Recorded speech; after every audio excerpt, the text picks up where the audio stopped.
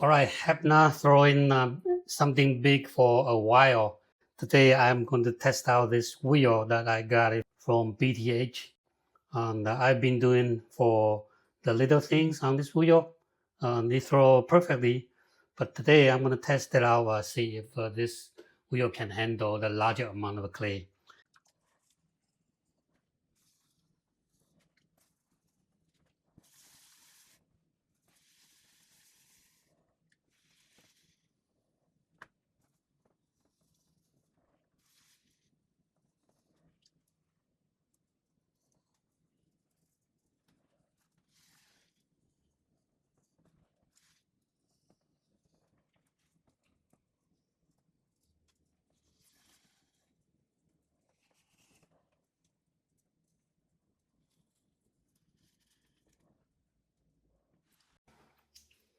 Okay, so what you saw I was doing is I don't try to counter and squeeze the clay and then try to push it down. You have to have a lot of strength to be able to do that. When you're getting older, you don't have enough strength. So what I did is just try to move the clay around the skin. So just redistribute the skin of clay. And you don't touch the center of the clay, so it will be very effortless as long as you know how to move the skin of a clay up and down to redistribute it. And you can see that I'm using my fingertip to just peel or just move the skin of a clay up and down. So it's fairly effortless to center a large amount of clay. And it doesn't matter for even larger amount of clay because you are just working on the skin, okay, working on the outer part of the clay. And also for large amount of clay, you don't need to spin the wheel very fast.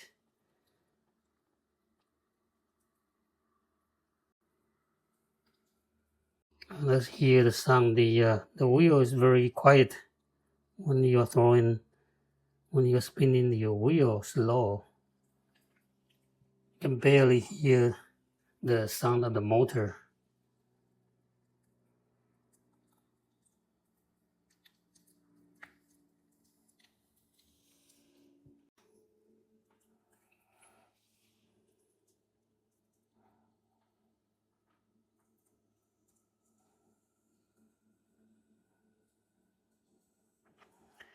And here's my strategy. Usually use my finger, take it down all the way to the right thickness. Take it all the way down to the right thickness before I widen the base. So push it down and then until you reach the right thickness. You can use the needle tool to check the thickness. But I've been throwing on the wheel for so many years, so I know what is the right size looking like.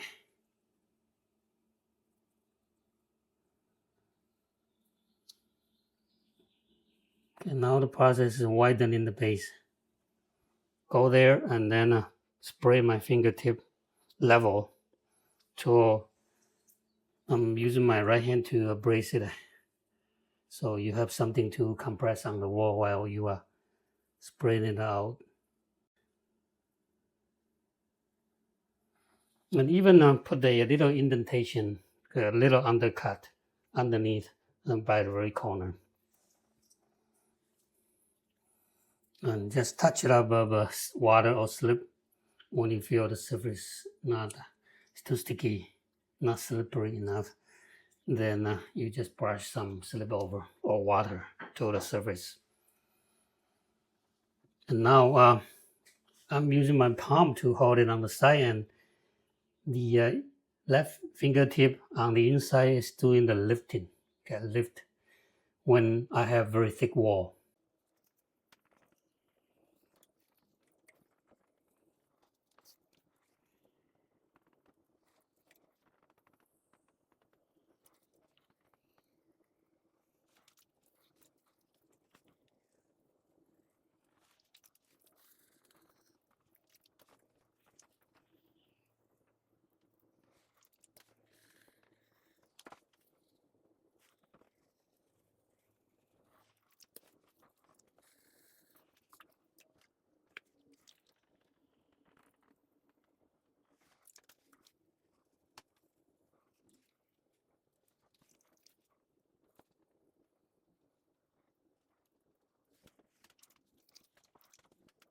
So all you see up to this stage, all I did was just squeeze in and push in it, squeeze and push and color.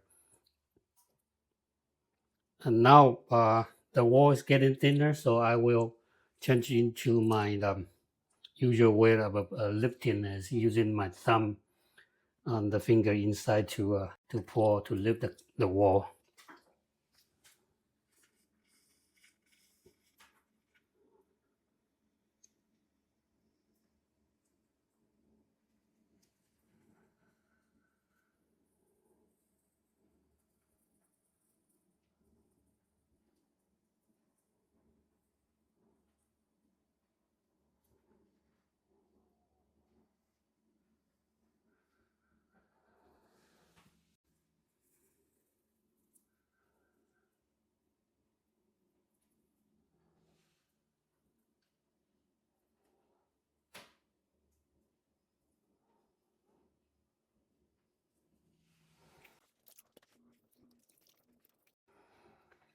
The curve of clay here is hanging.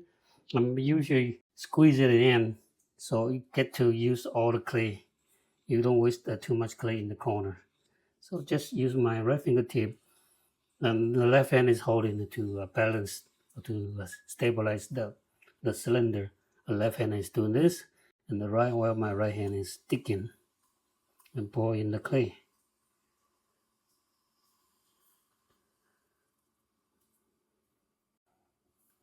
And you see that there's not much clay hanging out in here in the corner. Make sure it's slippery, and then I'm going to color to make the wall a little bit straight.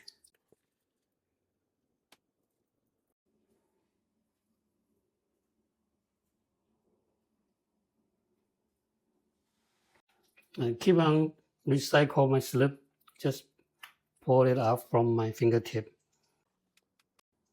Grab the slip on my fingers and then hold it against the wall on the inside, and you can slowly coat all the slip on the inside of the wall, and then bring out the slip and then coat it on the outside too. So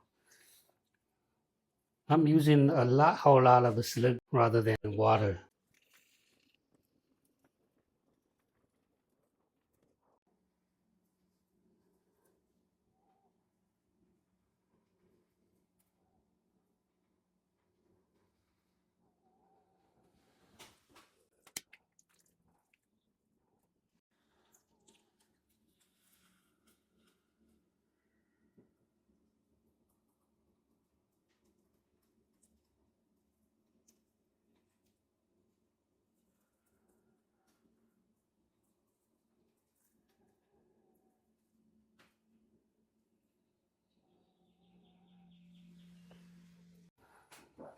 Okay, now it's getting tall that I can no longer sit on my chair and pour.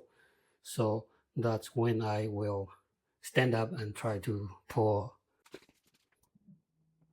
First, I will adjust to the right speed and then put my foot up the pedal so I can lean against on the wheel. Lean against on the wheel.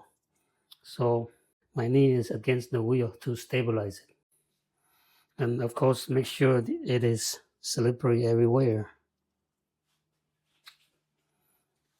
All right, and then put my elbow here to support.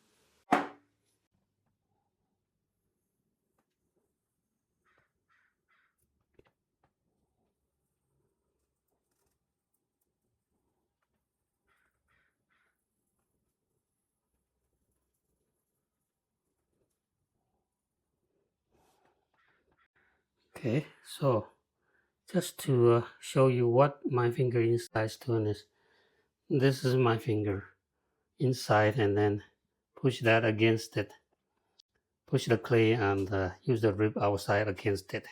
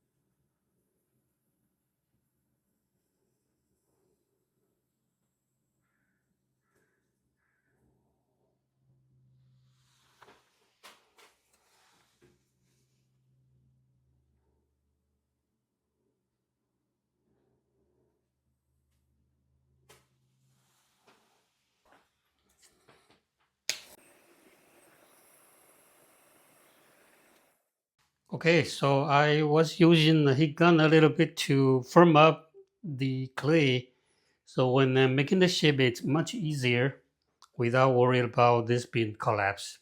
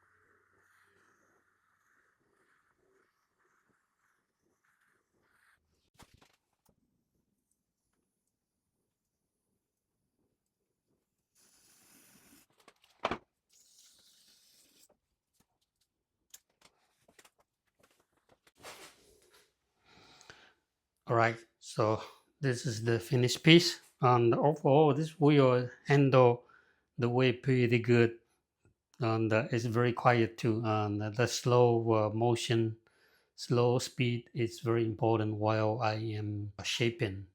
So this is a very good wheel to throw something big to, and without any trouble. Um,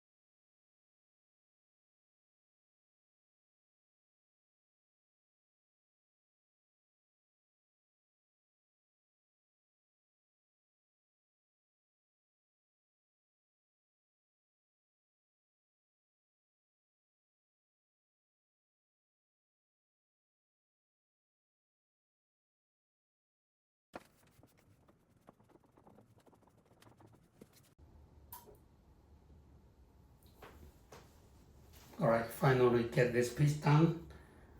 First I put it on the chuck and then upside down and then trim the whole piece. And then I use a time-lapse mode, but I just want to show you what I did.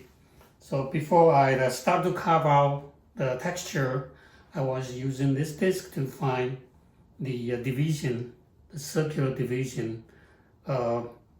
It's 32, okay, 32, so 8, and then I divided twice, 8 and 16, and then 32. So 32 on the top and then 32 on the bottom, and then I use needle tool and this bendable ruler to draw the line, so to give myself a guideline. And then I put it on the sponge. I use a knife to carve out the sponge, so this piece can be sitting on the sponge. And then I start to use my number 4 stainless steel.